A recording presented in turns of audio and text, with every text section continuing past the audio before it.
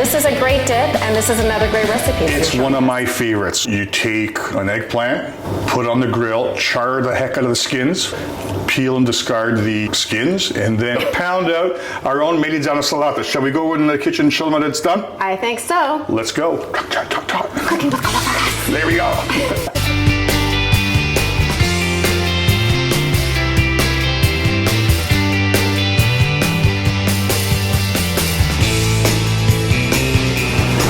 Let's make Melidzanosalata. In English, it's eggplant dip. We gotta char the skins. What I do is poke the eggplant all around, because if you don't, it can blow up on you. That's not gonna explode, but it can pop the eggplant, and then you have to go and buy another one. High heat, about every 10 minutes, we're gonna flip it, because this is a bigger one, okay? Let's close the lid. Okay, everybody. That's our first side of our eggplant, and we're gonna flip it again. See you in a bit. That's what we're looking for. That charred, burnt skin is what's imparting the smokiness on the eggplant. That's what's gonna make our Melidzanosalata delicious. Ooh, I'm excited for this. We gotta let that cool. Here's our eggplant. It's been cooked. We're peeling the skins off. Look at that. Okay.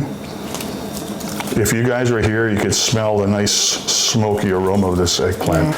Our eggplant is pretty much cleaned off of its skin. Let me cut the stem off. We don't need that either. To make our Melidzanosalata, I'm using tradition. The good old goudi. It's a mortar and pestle, nice wooden one. We need garlic. I got 3 cloves. That's enough, okay? Because it's raw. I'm gonna put some salt in there.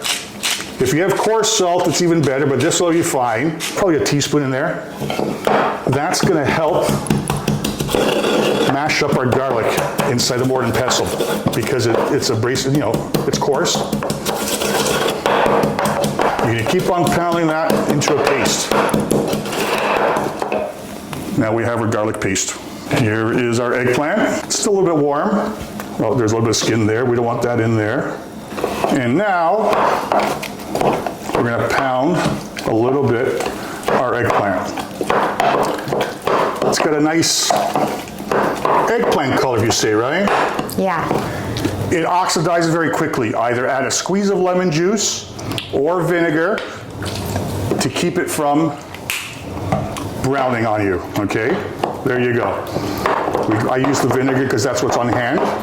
Eggplant is a sponge. It'll suck up as much olive oil or oil as you give it. This is more for flavor and texture. You add it in batches. You can add as much or as little as you like. I've seen some people go up to like maybe a cup. And that just makes it, super tasty. Put another little bit of olive oil.